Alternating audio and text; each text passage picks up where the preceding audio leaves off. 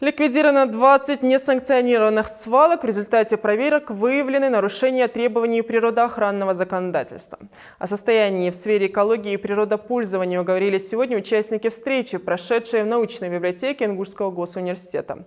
Форум, проводимый прокуратурой, это площадка для открытой дискуссии по актуальным вопросам между представителями органов прокуратуры и широким экспертным сообществом.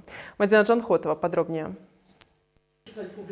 Первый форум прокуратуры республики, прошедший в прошлом году, был посвящен защите прав предпринимателей. На этот раз, в связи с тем, что нынешний год объявлен годом экологии, второй открытый форум стал площадкой для обсуждения и оценки состояния законности в сфере экологии и природопользования. Офицеры главного надзорного органа региона рассказали о результатах контроля деятельности учреждений, ответственных за состояние окружающей среды. Из доклада следует, что основная проблема состоит в неудовлетворительной организации работы в обращении с твердыми бытовыми отходами и их утилизацией. Наибольшее число нарушений природоохранного законодательства, а это 38%, прокурорами устанавливается именно при обращении с отходами.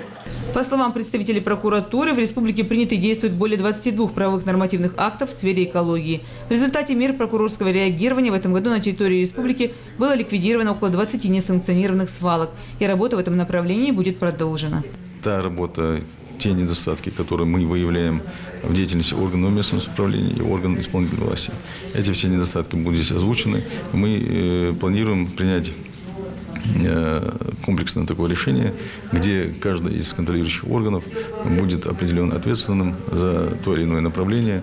И в конце текущего года мы все-таки уже в рамках совещания межведомственного в прокуратуре республики подведем итоги, так скажем, деятельности за истекший год. Комитетом республики по экологии и природным ресурсам за отчетный период были проведены 449 надзорных мероприятий и выявлено 574 нарушения, связанных с несанкционированным размещением отходов, а общая сумма взыскания превышает цифру в 6,5 миллионов рублей. Несанкционированные свалки часто становятся предметом обсуждения правительственных заседаний, ответил вице-премьер Зиаудин Даурбеков. Постоянно проводится проверка за исполнением поручений, выявляются недоработки и нарушители привлекаются к дисциплинарной и административной ответственности. Но тем не менее вопрос с вывозом и утилизацией твердых бытовых отходов по-прежнему до конца не решен и требует более детального комплексного подхода. Мадина Джанхотова, Мадина Марзиева, Вести, Ингушетия.